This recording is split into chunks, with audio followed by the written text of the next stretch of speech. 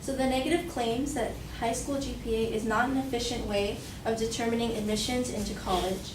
They claim that although GPA measures a student in comparison to his or her school, SAT scores measure a student in comparison to the country.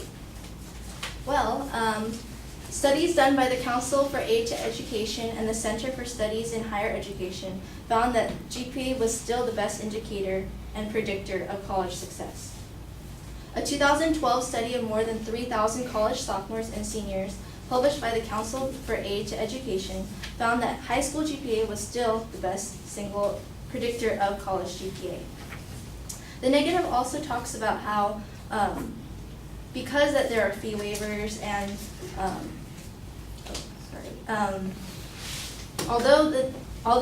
they also talk about how that although GPA is measured differently at schools, this must mean that there's some discrepancy in the GPA scores.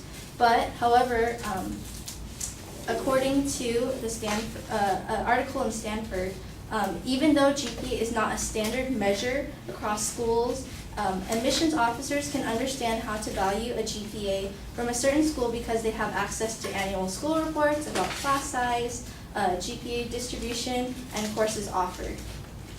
Another recent study published in the National Association for College Admission Counseling confirms that GPA is a viable indicator of success, finding no difference between graduation rates of those who did and did not submit SAT scores at SAT optional colleges. Rather, students with low testing scores and higher GPAs fared better off than students with higher scores and weaker GPAs. And this is opposite of what the negative said earlier, saying that there were studies about the GPA being higher but the SAT scores not reflecting this.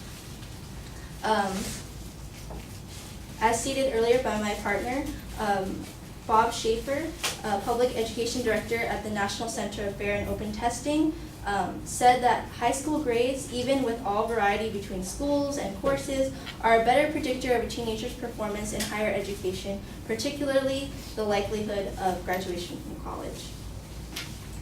The negative also claims that the socioeconomic status is no longer an advantage in taking SATs because fee waivers and free tutoring are now available to assist low-income students.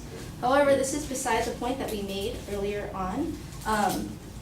The facts shown in the different studies that we brought up earlier show that public schools in many neighborhoods with large minority populations are underfunded, inadequately staffed, and ill-equipped to provide the same quality of secondary education that is offered in predominantly white suburban school districts. In Real-Time Economics, an article from the Wall Street Journal, they say that, but if this phenomenon arises from a confluence of factors that make it all the harder to remove income gaps from standardized tests. Family wealth allows parents to locate in neighborhoods with better schools or spring for private schools. Number two, the gap between affluent and poor students is far larger than what could be produced by advantages and access through test prep alone. In fact, research shows that SAT test prep has possibly less of an impact than advertised. An article by Westchester Magazine entitled "Does SAT Prep Really Help?" Says that various past studies have suggested that scores improve radically and frequently around 50 to 100 points. But a recent study conducted by the National Association of College Admittance Counseling found that the average increase might be as low as 30 points. Research shows that if a student takes the SAT a second time, a student is likely to see a similar score increase with additional prep or study. In conclusion, this just shows that GPA is still the most viable piece of evidence to show how prepared a student is for college, and also socioeconomic status is still